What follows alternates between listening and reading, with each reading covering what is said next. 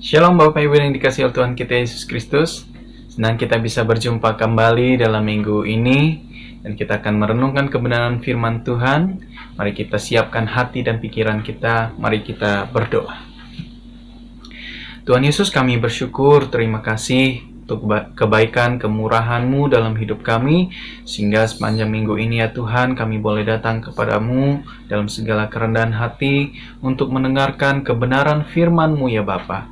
Kami bersyukur biarlah perjumpaan hari ini membuat kami boleh mengerti akan kebenaran firman-Mu, sehingga boleh kami terapkan dan kami lakukan dalam kehidupan kami hari lepas hari. Dalam nama Yesus Kristus, berkati kami, telinga seorang murid, supaya kami mengerti maksud bahkan juga kebenaran firman yang ditaburkan dalam hidup kami bisa kami lakukan dalam hidup kami. Terpuji nama-Mu, kami bersyukur dan berdoa. Haleluya. Amin. Mari Bapak Ibu yang dikasihi Tuhan kita Yesus Kristus, kita membuka Alkitab kita di dalam Ayub pasalnya yang ke-42, ayat pertama sampai ayat yang ke-6. Ayub 42, ayat 1 sampai ayat yang ke-6. Saya memberikan tema perenungan firman Tuhan pada hari ini adalah pertobatan seorang saleh, yaitu pertobatan si Ayub. Pertanyaan mengapa dalam kehidupan itu sangat penting. Contohnya, Ayub bertanya tentang kehidupannya. Mengapa saya mengalami penderitaan? Mengapa saya mengalami sesuatu yang sulit?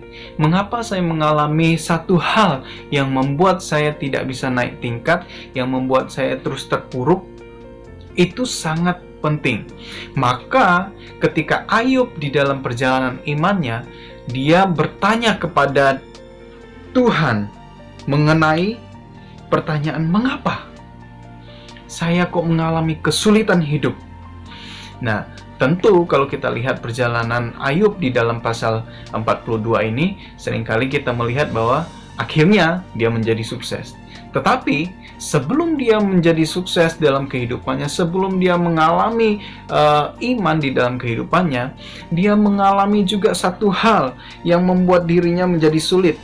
Di pasal-pasal sebelumnya, pasal 1 sampai pasal 41. Perjalanan yang sangat panjang membuat dia merefleksikan hidup, sehingga dia bertanya, mengapa saya mengalami titik yang sangat membuat saya sulit menjalani kehidupan ini? Mengapa saya mengalami penderitaan ini? Belum lagi ditambah tiga orang sahabatnya yang menanyakan, kenapa kamu menderita, kenapa kamu mengalami kesulitan, sehingga kamu banyak sekali mengalami celaka di dalam kehidupan.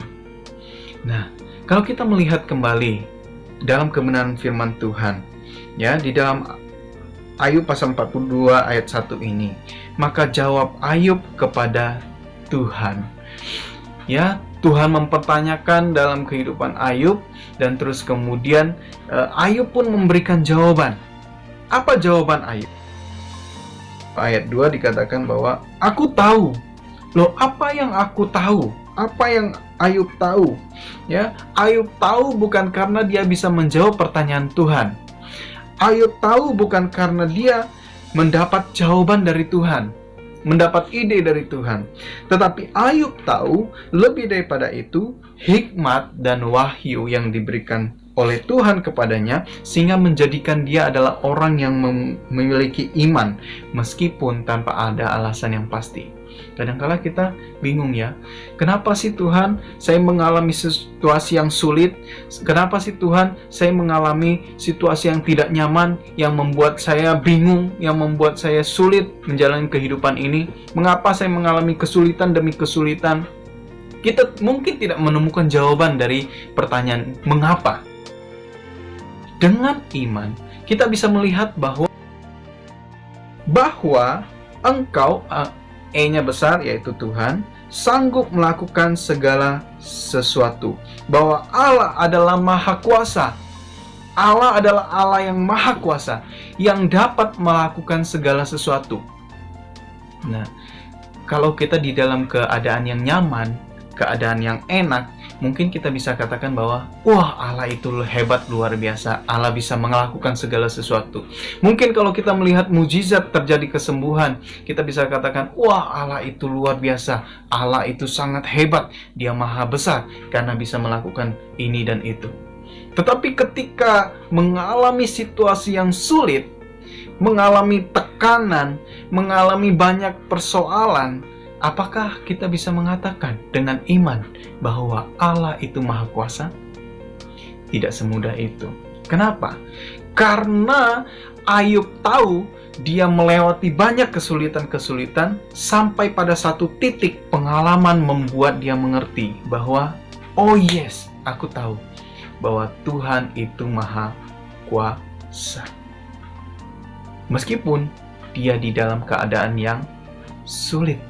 Meskipun dia di dalam keadaan tekanan. Karena apa? Diintimidasi oleh si iblis, bahkan juga teman-temannya tidak sepakat dengan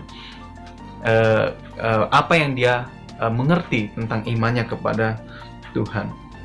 Terus apalagi yang membuat dia itu tahu, ya? Di sini dikatakan, dan tidak ada rencanamu yang gagal, ya. Tidak ada yang bisa membatalkan rencana Tuhan atas kehidupan si Ayub. Meskipun kalau kita lihat ketika Ayub dicobai oleh si iblis, iblis tidak bisa mengambil nyawanya. Meskipun segala sesuatu bisa diambil daripada Ayub, tetapi satu yang tidak bisa dilakukan, yaitu nyawanya. Tuhan katakan dan Tuhan berjanji, Tuhan akan mengembalikan berlipat. Sehingga ketika pada pasal 42 ayat 7 dan seterusnya, ya, Ayub mendapatkan fungsi imannya kembali, fungsi imamnya kembali. Dia juga rekonsiliasi terhadap 3 saudara sahabat-sahabatnya.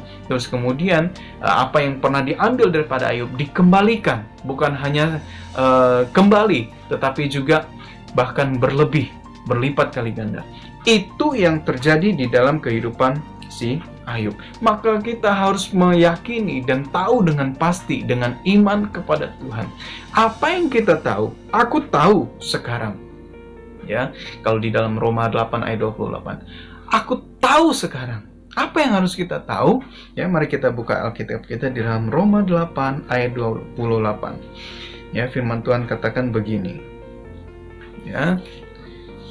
Ini Rasul Paulus mengajarkan kepada orang-orang Roma, dikatakan bahwa kita tahu sekarang, Roma 8 ayat 28. Apa yang kita tahu? Bahwa Allah turut bekerja dalam segala sesuatu.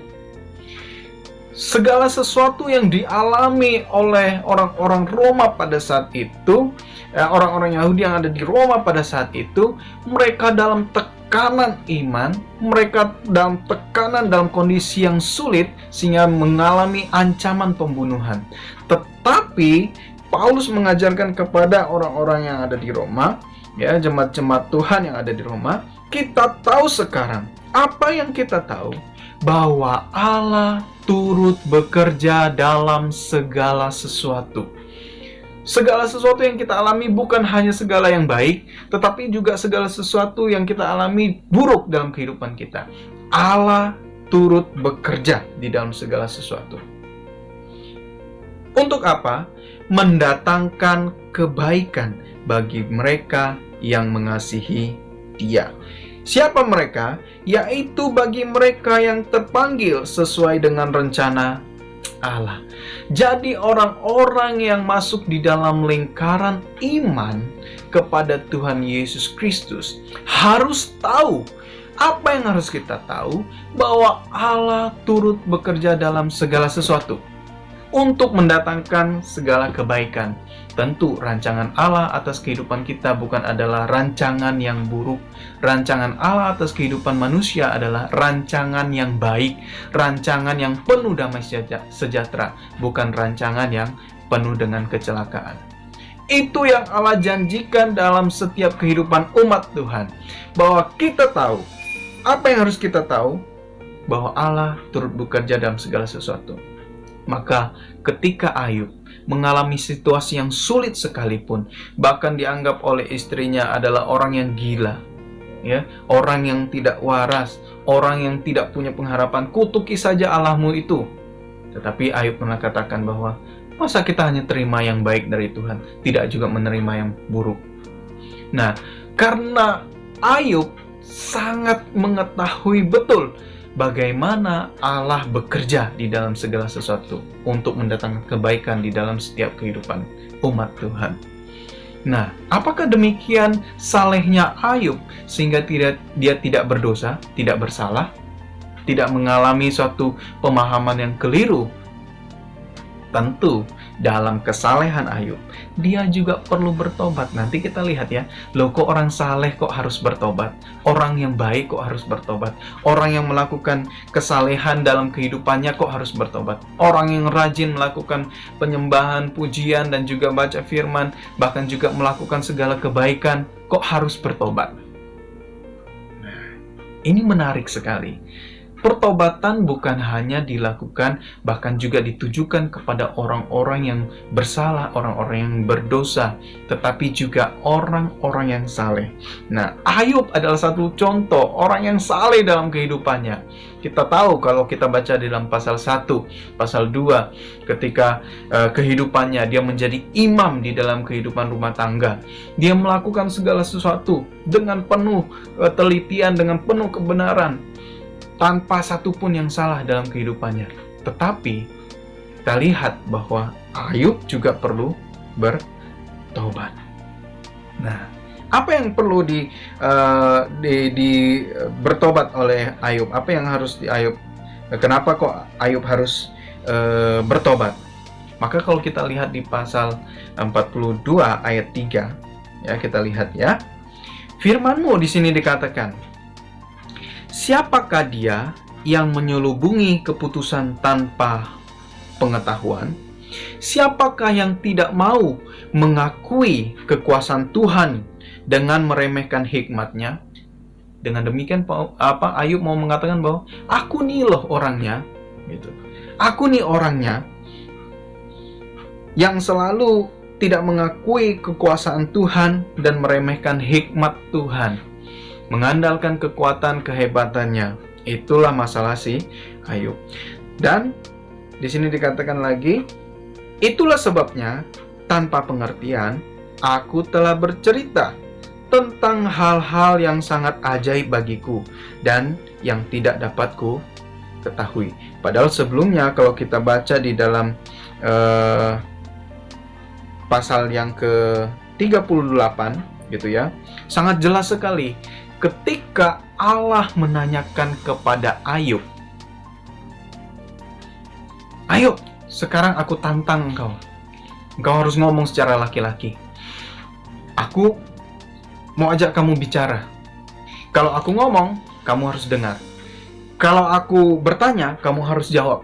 Dengan kasar Tuhan mengatakan demikian kepada Ayub. Kenapa? Karena Ayub merasa bahwa Allah itu diam saja.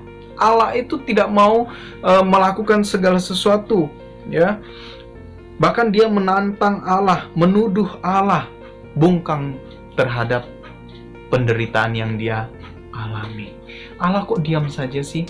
Aku nih menderita loh, aku nih sakit loh, aku nih banyak masalah loh, aku banyak persoalan loh. Kok Allah kayaknya diam aja sih?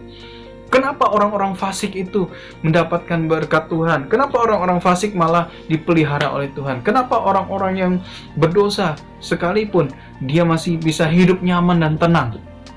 Nah, itulah yang dilakukan oleh ketiga orang sahabat Ayub. Dia memberikan petunjuk kepada Ayub. Loh, kamu lihat itu loh. Orang jahat saja dipelihara Tuhan. Tampaknya sih baik, tampaknya sih benar. Tetapi tidak demikian. Kenapa? Ayub masih tetap mengatakan, aku ini tidak bersalah sekalipun. Aku ini tidak melakukan dosa. Aku ini tidak melakukan yang tidak baik. Aku melakukan yang benar. Tetapi di sisi Tuhan, Tuhan mau mengatakan bahwa engkau juga salah. Kenapa? Karena sesungguhnya tidak ada seorang pun di dunia ini layak untuk bisa beriman kepada Tuhan, untuk bisa percaya kepada Tuhan.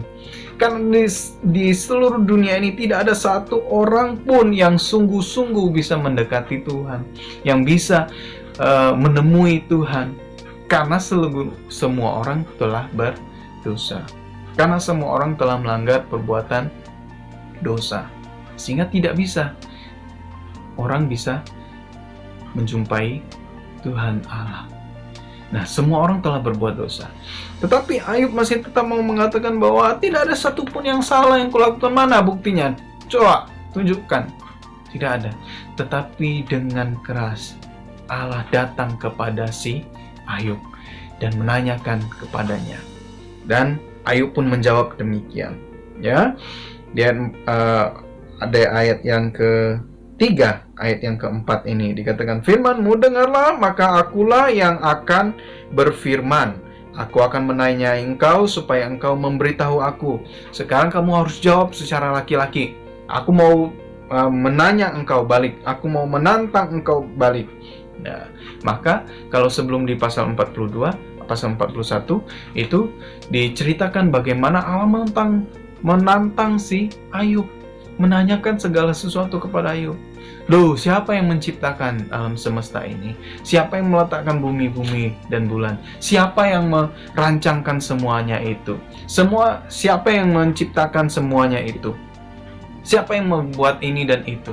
Dan lain sebagainya. Ayub tidak bisa jawab. Bahkan di pasal 39 dikatakan bahwa aku ini orang yang hina.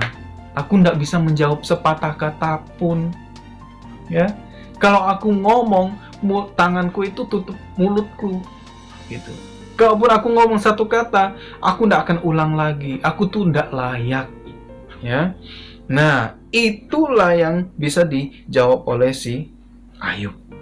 Tetapi iman di sini di ayat 42 ya. 42 ayat yang kelima, ya. Hanya dari kata orang saja, Ayub mengatakan begini. Karena Ayub tidak bisa mengenal Allah dengan sempurna, dia hanya bisa tahu dan hanya bisa mengenal Allah di dalam imannya. Hanya mendengar kata orang saja, aku mendengar tentang engkau.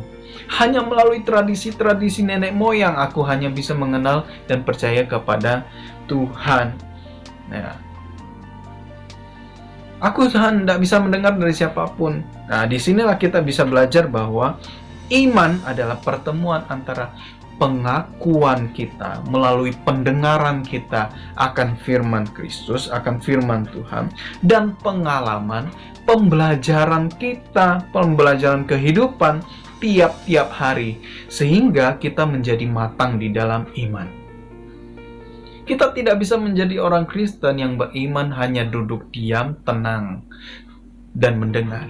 Tetapi kita juga harus mengalami iman. Itu adalah pertemuan antara pendengaran akan firman Kristus dan juga pengalaman kita, sehingga kita bisa melihat, bukan hanya mendengar, ya, melihat dan mendengar, mengamati, menganalisis secara kritis atas kehidupan yang kita alami. Itu membuat iman kita bertumbuh. Iman yang bertumbuh harusnya adalah iman yang mendengar firman Tuhan dan juga menerapkan serta melakukannya di dalam setiap kehidupan kita hari selepas hari. Maka kalau kita katakan bahwa Ayub sudah beriman oleh karena dia sudah mendengarkan firman Allah, itu belum cukup. Perlu ditambah dengan pengalaman iman. Pengalaman iman itu mendewasakan Ayub. Sehingga pengalaman yang dari pasal 1 sampai pasal 41 membuat dia memiliki kekayaan iman. Pengalaman iman yang dia hadapi. Bahwa di tengah-tengah kesulitan, dia menyadari bahwa Allah itu maha kuasa. Nah, seringkali kita salah di dalam hal beriman kepada Tuhan. Kita pikir bahwa kita sudah bertobat kalau kita sudah mendengar firman Tuhan, kita sudah rajin membaca firman Tuhan dan melakukan kebaktian dan seterusnya.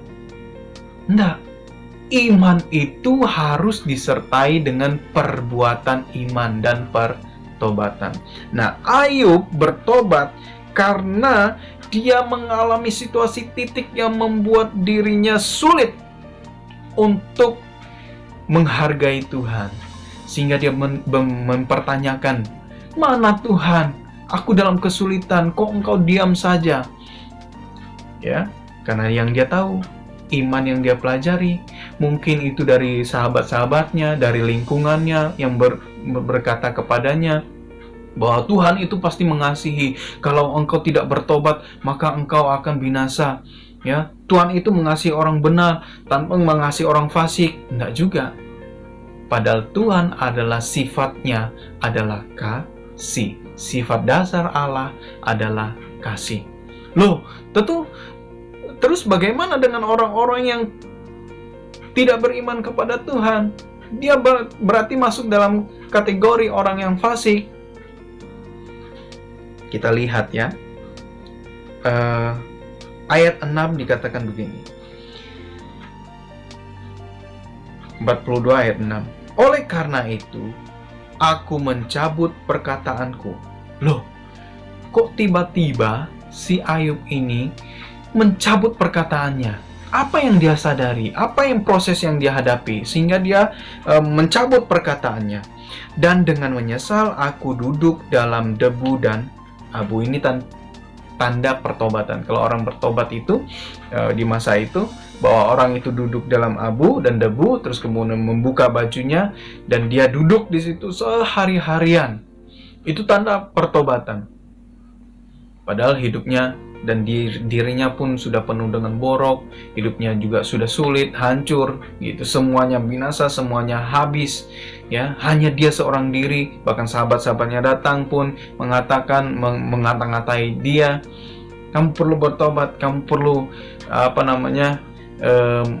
sungguh-sungguh lagi. Tentu apa yang kamu lakukan ini sehingga kamu dihukum oleh Tuhan dan lain seterusnya. Tidak hanya demikian, Ayub mengalami pertobatan karena ada proses yang berlanjut hingga dia mengambil keputusan. Keputusan apa? Untuk berkomitmen. Apa yang dia komitmenkan? Aku menarik perkataanku. Karena dia menyadari bahwa dirinya tidak layak. Yang awalnya dia katakan bahwa aku ini orang benar, aku ini sudah hidup saleh, aku ini hidup benar, hidup kudus di hadapan Tuhan. Ya, karena diriku, keakuannya. Sekarang dia mengalami pembaharuan dan komitmen dan keputusan hidup, menyadari bahwa aku itu tidak layak berjumpa dengan Tuhan Allah semesta alam. Kenapa? Karena Allah itu begitu kudus. Sifat dasar Allah adalah kudus. Tentu, kenapa kalau orang dihukum? Ya, karena Allah itu bukan hanya kudus tetapi juga adil. Dia tidak hanya kudus, tetapi dia juga adil. Dia tidak hanya Allah yang penuh kasih, tetapi dia hidup. Allah yang hidup adalah Allah yang penuh kebenaran.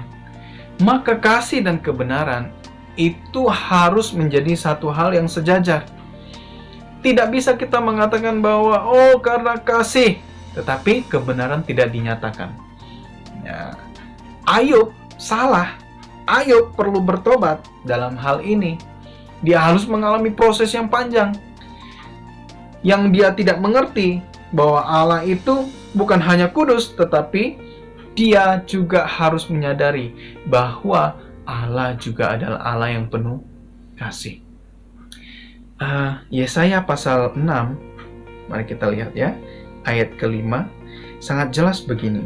Ketika Nabi Tuhan, Nabi Yesaya dipanggil oleh Tuhan untuk menyampaikan berita kenabian kepada satu bangsa Israel pada saat itu, ya, Allah menampakkan diri kepada si Yesaya.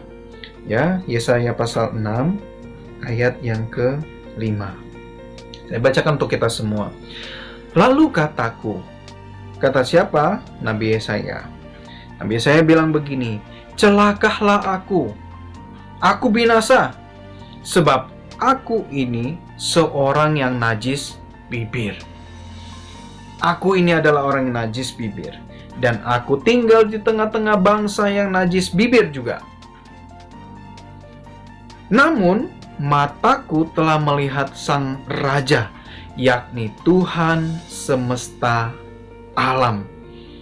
Jadi, perjumpaan seseorang kepada Tuhan akan membuat diri seseorang itu sadar bahwa aku ini tidak layak. Aku itu tidak kudus. Aku itu hidupnya seharusnya tidak layak. Aku ini hina. Aku tidak bisa berjumpa dengan Tuhan Allah semesta alam karena sifat kekudusan Allah.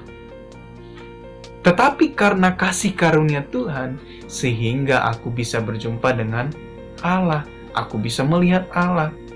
Nabi Yesaya mengalami situasi yang sama. Aku hidup di tengah-tengah yang najis bibir, bangsa yang najis bibir. Aku pula najis bibir. Mulutku bisa memuji-muji Tuhan, tetapi hatiku jauh daripada Tuhan. Mulutku bisa mengagung-agungkan Tuhan, berkata haleluya puji Tuhan, tetapi mulut yang sama di Yakobus dikatakan bahwa juga mengucapkan kata-kata hujat dan menentang Allah. Nah, ini yang dialami oleh si Ayub. Mulutnya bisa mengatakan bahwa Tuhan itu baik, Tuhan itu benar, tetapi dia juga menyalahkan, sekaligus menyalahkan Tuhan. Kenapa engkau ciptakan aku? Kenapa aku harus lahir di dunia ini? Bahkan dia mengutuki hari kelahirannya. Itu Ayub. Nah, sehingga dia pengalaman dan proses kehidupan itu mematangkan hati dan iman percayanya kepada Tuhan. Bahwa ternyata, oh ya benar Tuhan. Jadi orang yang beriman kepada Tuhan, pertobatan orang yang berjumpa dengan Tuhan, Allah yang kudus itu sekaligus menyadarkan diri kita bahwa sesungguhnya kita tidak layak. Tetapi karena kasih karunia, kita diselamatkan oleh iman kepada Yesus Kristus. Rasul Paulus mengajarkan hal yang demikian kepada kita, bahwa bukan karena kita layak, bukan karena kita hebat, sehingga kita bisa bertemu, berjumpa dengan Tuhan. Nah, pengalaman Ayub ini seharusnya juga menjadi pengalaman iman kita dalam perjalanan iman kita yang sudah bertahun-tahun mengikut Tuhan, percaya kepada Tuhan. Kita harus memiliki prinsip pemahaman iman yang sama, bahwa orang bisa beriman kepada Tuhan, orang bisa bertobat percaya kepada Tuhan, bukan karena dirinya layak, tetapi karena kemurahan Allah. Karena Allah itu adalah Allah yang kudus, sifat Allah yang kudus itu terus kemudian menguduskan kita, memberikan kita kesempatan untuk bisa datang kepada Tuhan. Maka dari itu, nah kalau kita lihat setelah Ayub bertobat, maka pasal 7 ayat 7 dan seterusnya di sini dikatakan, kalau saya baca ya untuk kita semua ya. Setelah Tuhan mengucapkan firman itu kepada Ayub, maka firman Tuhan kepada Elifas, ini adalah sahabat Ayub, orang Teman, murkaku menyala terhadap engkau dan terhadap kedua sahabatmu, karena kamu tidak berkata benar tentang aku, seperti hambaku Ayub. Nah, kiranya pembelajaran iman pada hari ini membuat kita memahami bahwa sesungguhnya orang yang saleh sekalipun, dirinya dilayakkan oleh Tuhan, bukan karena dirinya layak sehingga dia menjalani hidup saleh untuk bisa percaya kepada Tuhan dan bertobat. Maka pertobatan Ayub mengajarkan kita yang sudah menjadi orang Kristen sudah lama, kita harus memahami pemahaman bahwa kalau kita bisa beriman kepada Tuhan, itu bukan karena kita layak, bukan karena kita bisa hidup saleh, bukan karena kita rajin untuk melakukan segala kegiatan rohani, tetapi karena sesungguhnya Tuhan yang melayakkan kita. Amin. Tuhan Yesus memberkati kita semua. Mari kita bersatu di dalam doa. Tuhan, kami bersyukur untuk kebenaran firman-Mu. Pada saat ini Tuhan, kami boleh merenungkan kembali kebenaran firman-Mu ini, bahwa kami harus mengalami pemahaman iman yang sungguh, bahwa ketika kami menjalani iman percaya kepada Tuhan, seperti halnya si Ayub, Kami belajar ya Tuhan, bahwa Ayub sekalipun, orang yang saleh sekalipun di muka bumi ini, harus mengalami pertobatan. Pertobatan pemahaman yang benar tentang Allah. Pertobatan pemahaman yang benar tentang Yesus Kristus yang datang ke dunia ini, melayakkan kami untuk bisa datang kepadamu ya Bapa. Terima kasih ya Tuhan. Kami percaya biarlah kebenaran firman-Mu ini membuat kami semakin mengerti, memahami bahwa sesungguhnya kami jauh daripada kata layak. Tetapi Tuhan, Engkau yang melayakkannya. Sehingga kami boleh datang kepadamu dengan kasih karunia yang Tuhan beri dalam hidup kami, sehingga kami boleh bersuka cita pada hari ini. Biarlah ya Tuhan, kebenaran firman Tuhan yang kami boleh baca dan kami renungkan pada hari ini membuat diri kami memahami sungguh bahwa Tuhan, Engkau Allah yang mengasihi kami.